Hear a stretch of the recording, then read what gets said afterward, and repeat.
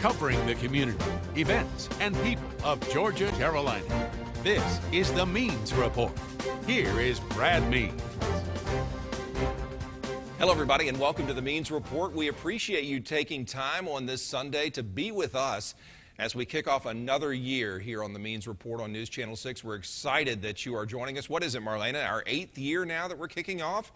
It is flying by, 7 years strong now, and we can't think of a better way to kick off this brand new year than with Congressman Rick Allen representing the 12th District. He is in the district today on the set of the Means Report talking to us about the goings-on on the Hill. He'll let you know what's happening up in Washington, D.C., what to expect as the 114th Congress continues its work. And we're going to wrap up the broadcast, as we always do, with a story to make you feel good going out into your Sunday afternoon and beyond. A couple of young heroes who, despite their age, did what it took to save their Scoutmaster. You'll want to stay tuned for that. But first, Congressman Rick Allen, fresh off of his first year in office serving in the United States Congress. And first of all, I'll welcome you and I'll ask you how year one went. Was it all you expected and more? Yes, it was very busy. Probably voted almost 700 times, over 300 pieces of legislation, and a lot of those pieces of legislation were major. One of the biggest was the new education bill that we got through, that we conferenced with the Senate, and we were able to get the President to sign that legislation, which does away with No Child Left Behind, which is really, the teachers have been just covered up with compliance requirements as far as that legislation was concerned, and it really wasn't working. Now we're block granting the money from the Secretary of Education to the states, and the states are going to be held accountable for accreditation of the students, which will free up the teachers. You know, we went in elementary school earlier, well, right before Christmas, and we were asking about, you know, okay, how do you monitor how your kids are doing and how often? He said every Monday. I believe it. Yeah. Yeah. Isn't that something? Whenever I ask a teacher a question about anything that has to do with their experience in the classroom, their first answer is always having to adhere to standards. And Congressman, it consumes them. And so hopefully, as you mentioned with this legislation, they get a break. Yeah.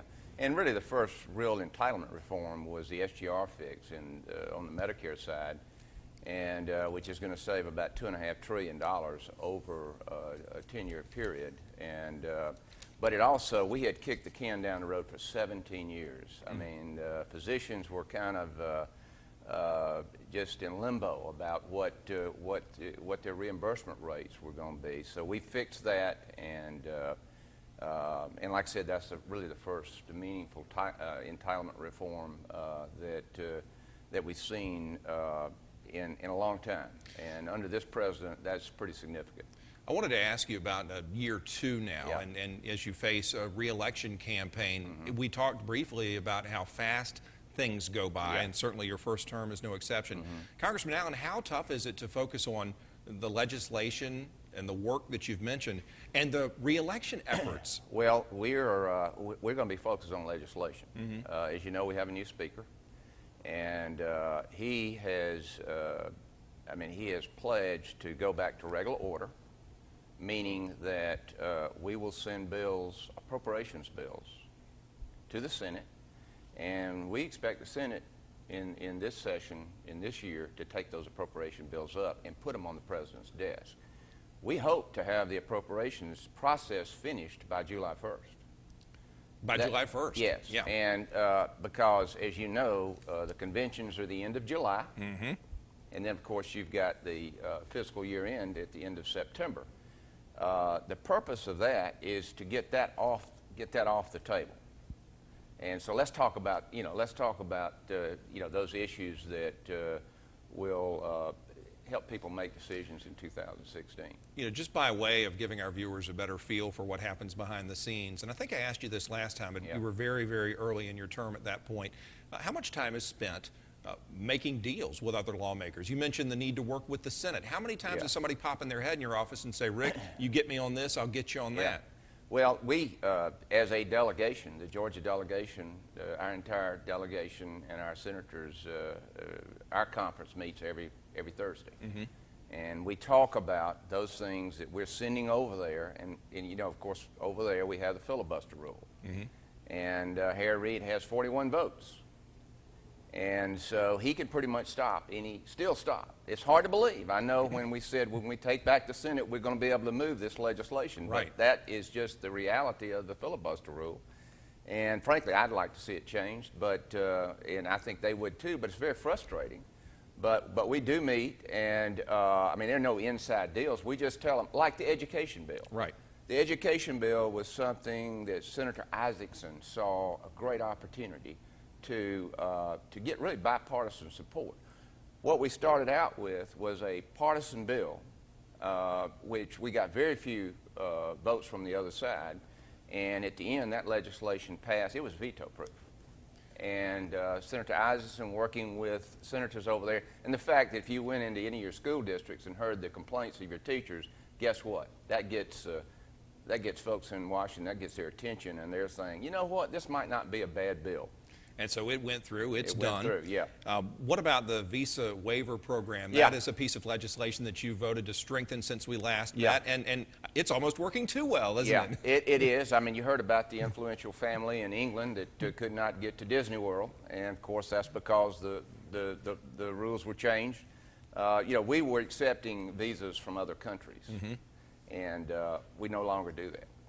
You have to, anybody, it's very difficult right now to get into this country, I can assure you. A lot of people over the Christmas holidays especially were concerned with their travel plans because of the constant threat of terrorism. Congressman Allen, where do you think our nation stands when it comes to security, when it comes to ISIS and other terrorist groups? Well, you know, the reason that we put forth the bill to strengthen our vetting process and pause the current refugee programs was because we weren't satisfied with the vetting process. And, you know, the State Department, you've heard the criticism of the State Department. And, of course, the Department of Homeland Security has had their issues. And so what we did is we added the FBI and the CIA to the list. And I'll guarantee you CIA Director Comey is serious about this, and there will be full background checks on anyone who comes into this country. Do you think that if the vetting process was better, that Syrian refugees should be allowed in our country in some form or fashion? The refugee program, I think, is something that I'm not sure that these folks really want to come over here, to be honest with you.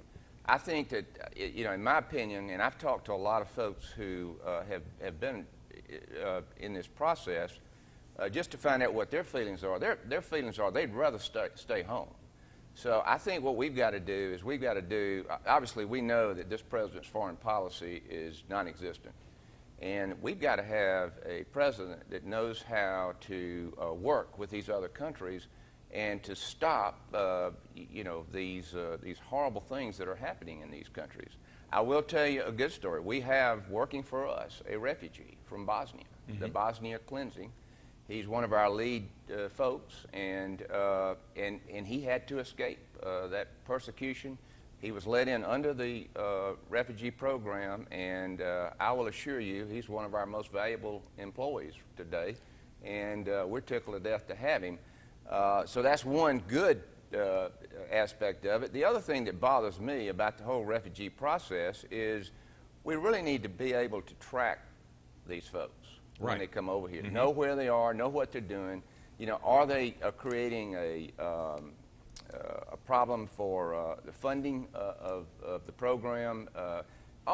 There needs to be a lot of accountability in that. So, but with that, as far as right now, no, we need to put a pause on all refugee programs until we can understand exactly who's getting in and how they're getting in and what they're doing when they get here, and do they really want to go back home. All right, well, that addresses Syrians here on U.S. soil. What do you think America's role should be as far as going into Syria, putting troops in there, and taking the fight to ISIS?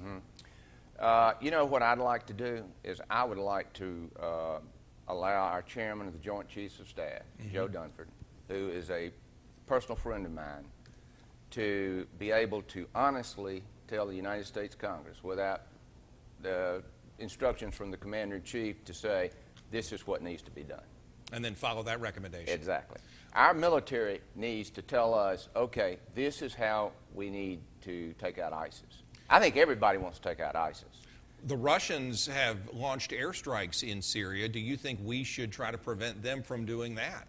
Well, Russia, I think their interest in the Middle East is that whatever they can do to stop oil production in the Middle East benefits Russia, because Russia then gets to ship their oil to Europe. It's an economic situation for Russia.